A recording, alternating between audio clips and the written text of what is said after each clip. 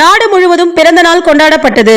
இந்தியாவின் முன்னாள் பாரத பிரதமர் பாரத ரத்னா திரு அடல் பிகாரி வாஜ்பாய் அவர்களின் 100வது பிறந்தநாள் விழா நாடு முழுவதும் கொண்டாடப்பட்டது.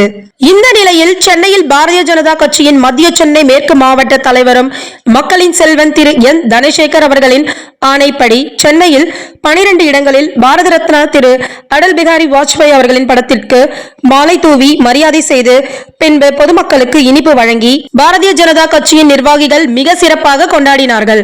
முதல் நிகழ்ச்சியாக காலை 8 மணி அளவில் பச்சையப்பன் கல்லூரி அருகில் ஆரம்பிக்கப்பட்டன.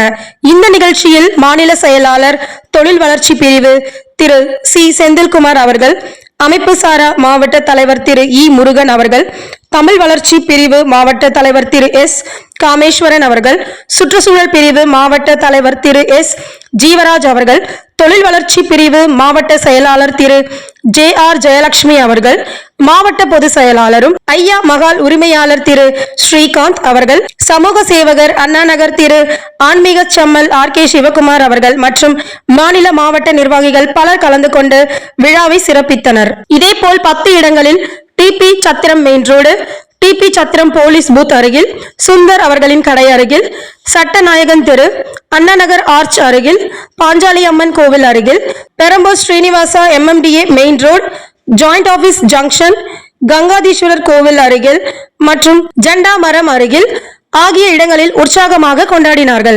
வரும் 2026 சட்டமன்ற தேர்தலில் பாரதிய ஜனதா கட்சி அமோக வெற்றி பெற்று வாகை சூடும் என்று பொதுமக்கள் சக்சஸ் டிவியில் தெரிவித்தார்கள். பாரத ரத்னா திரு அடல் பிகாரி வாஜ்பாய் அவர்கள் புகழ் உலகம் முழுவதும் ஒலிக்க சக்சஸ் டிவியின் சார்பாக வணங்குகின்றோம். நன்றி.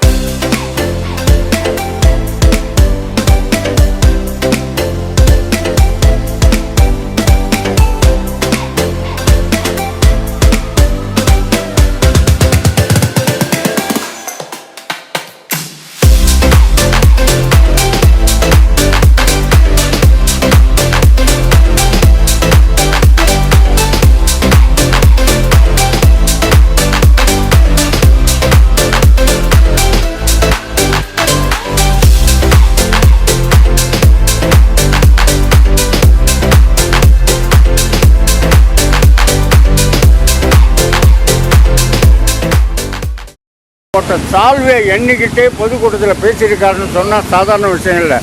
இல்லை எல்ஜிகிட்ட சொன்ன இந்த மேட்ரை எல்ஜி ஒரு ஏற்பாடு பண்ணியிருந்தார் பழைய ஆளுங்களுக்கு. அந்த கூட்டத்தில் இதை பேசினேன். அப்போ தான் எல்ஜி ஆச்சரியப்பட்டார். சாதாரண ஆள் இல்லை வாஜ்பாய், நீ இப்போ சொல்லி இந்த விஷயம் எனக்கே தெரிஞ்சு நான் இனிமேல் எல்லா கூட்டத்திலையும் வாஜ்பாய் பற்றி பேசுவேன்னார். அதனால் என்னுடைய அனுபவங்கள் நிறைய அவரோட. அதனால் இன்றைக்கி அவருடைய பிறந்தநாள் நிகழ்ச்சியில் கலந்து கொண்டதற்கு உங்கள் அனைவரின் சார்பாக நன்றியை தெரிவித்துக் கொண்டு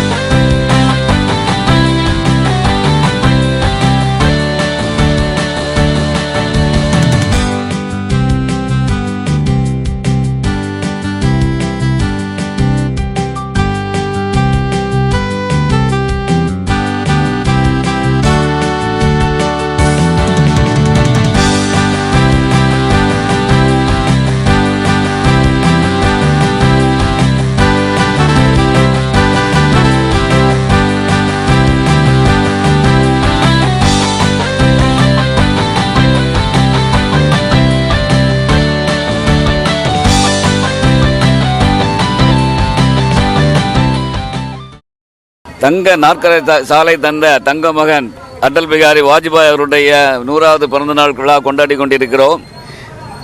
இந்தியாவிலேயே முதலாக உலக அரங்கில் ஒரு வல்லரசாக நம்மை ஆக்கியவர் வாஜ்பாய் அவர்கள். பொக்ரான் அணு சோதனை நடத்தி இந்தியாவுக்கும் அதை அணுசக்தி உள்ள நாடு என்பதை உலகிற்கு அறிவித்த நாள் வாஜ்பாய் அவர்கள். அவர் 3 முறை பதவியேற்றிருக்கிறார்கள். முதலில் 13 நாட்கள் பிரதமராக இருந்தார். அதன் பின்பு 13 மாதங்கள் பிரதமராக இருந்தார். அதன் பின்பு ஒரு வருடம் சிறப்பாக செயல்பட்டிருக்கிறார். இந்தியா முழுவதும் இணைப்பதற்காக தங்க நாற்கரை சாலை கொடுத்தார். நாம் இன்று சாலையில் நம்ம மிக விரைவாக நலுங்காமல் குலுங்காமல் செல்கிறோம் என்றால் அது நம்முடைய தங்க மகன் கொடுத்த நாற்கரை சாலையாகும். அண்டை நாடுகளோடு நல்லுறவு ஏற்படுத்த வேண்டும் என்ற நோக்கில் பாகிஸ்தானுக்கு பஸ்ஸில் லாகூருக்கு அவரே பஸ்ஸிலே சென்றார். பஸ் பயணம் மேற்கொண்டு ஒரு நல்லுறவை ஏற்படுத்தினார். ஆனால் அடுத்த வருடமே பாகிஸ்தான் இந்தியா மீது படையெடுத்தது. கார்கில் போரில் கார்கிலை கைப்பற்றியது. இந்தியாவில் நடந்த போர்களிலே ஒரு இஞ்சி கூட விட்டு கொடுக்காமல் முழுமையாக மீட்ட பெருமை வாஜ்பாய் அவர்களுக்கே உரியது. கார்கில் போரில் இந்தியா பெரும் வெற்றி பெற்றது. அவர்கள் ஆக்கிரமித்த இடம் முழுவதையும் கைப்பற்றினார்கள். கைப்பற்றி ஒரு உலக சாதனை செய்து இந்த கார்கில் நம்மிடம் இருக்கிறது என்றால் அதுக்கு வாஜ்பாய் அவருடைய துணிச்சலான நடவடிக்கை ஆகும். ஒரு மிகுந்த மனித நேயமிக்கவர். இவர் நல்ல எழுத்தாளர், கவிஞர், கவிதை பாடுவல் வல்லவர். இவருக்கு அஜாத சத்ரு என்று ஒரு பெயர் இருக்கிறது. அஜாத சத்ரு என்றால் எதிரிகளே இல்லாதவர். இவருக்கு யாரும் எதிரிகளே கிடையாது. அதே போல எல்லாரிடமும் நட்பு பாராட்டக்கூடியவர். 50 ஆண்டுகளுக்கு மேலாக பாராளுமன்றத்தில் எம்பியாக இருந்திருக்கிறார். முதலாக 1977 ஜனதா அரசாங்கம் மொராஜி தேசாய் பிரதமராக இருந்தபோது அயல் உறவு அமைச்சராக இருந்தார், வெளியுறவு அமைச்சராக இருந்தார். அப்போதுதான் அவர் வெளிநாடுகளுக்கெல்லாம் சுற்றுப்பயணம் செய்து இந்தியாவுக்குடைய நட்பை ஏற்படுத்தினார். அதுவரைக்கும் இந்தியாவில் உலகத்தில் 2 அணிகள் இருந்தது. ஒன்று இந்த அமெரிக்கா அணி, இன்னொன்று ரஷ்யா அணி. இந்தியா 2 அணிலையும் சேராமல் சொதப்பி வச்சுருந்தாங்க. என்ன நடுநிலை என்று சொல்லிக்கிட்டு இவர் தான் தைரியமாக இஸ்ரேலோடு நட்பை ஏற்படுத்தினார். அந்த இஸ்ரேலோடு ஏற்பட்ட நட்பு தான் கார்கில் போரில் இந்தியா வெற்றி பெறுவதற்கு காரணமாக இருந்தது.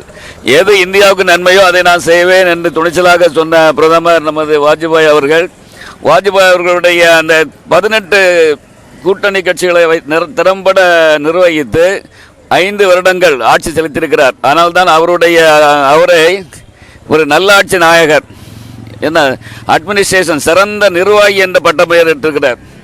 18 கூட்டணிகள், முரண்பட்ட கூட்டணிகள், அந்த முரண்பட்ட கட்சிகளை எல்லாம் சேர்த்து எல்லாருக்கும் உரிய மரியாதை கொடுத்து திறம்பட அவர் ஆட்சி செலுத்தியவர். ஆகவே தான் அவர் நல்லாட்சி நாயகர் என்று அழைக்கப்படுகிறார்.